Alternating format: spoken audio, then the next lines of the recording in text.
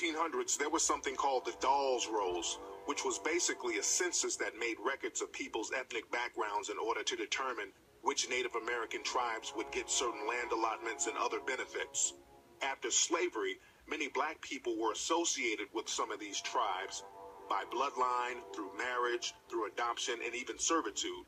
And because they were associated with these tribes, many black people were entitled to some of these benefits. The government did not want blacks to get these benefits, so they created a separate freedmen's list specifically for black people.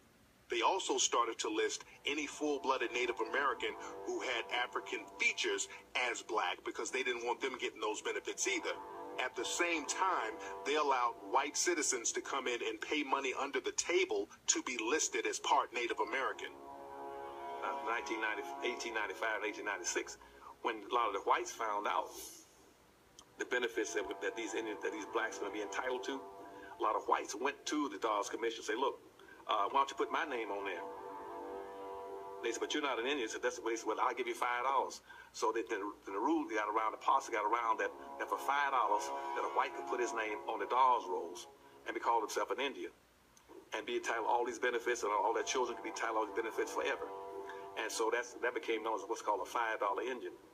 And so if you go around now and check most of the Indians, the so-called Indians in America, about 90% of them are not even Indians. They're just whites now who are passing as Indians.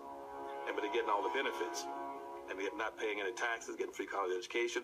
They put up a little reservation on the land that they don't live on. They have another home off and get all kind of benefits.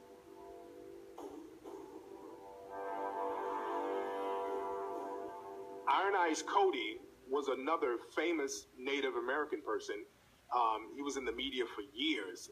In the 1970s, they utilized him for this pollution commercial. He was known as the Crying Indian. So he was a very well-known Native American in American culture. But the reality is, Iron Eyes Cody wasn't Native American at all. He was Sicilian. Both of his parents were from Sicily.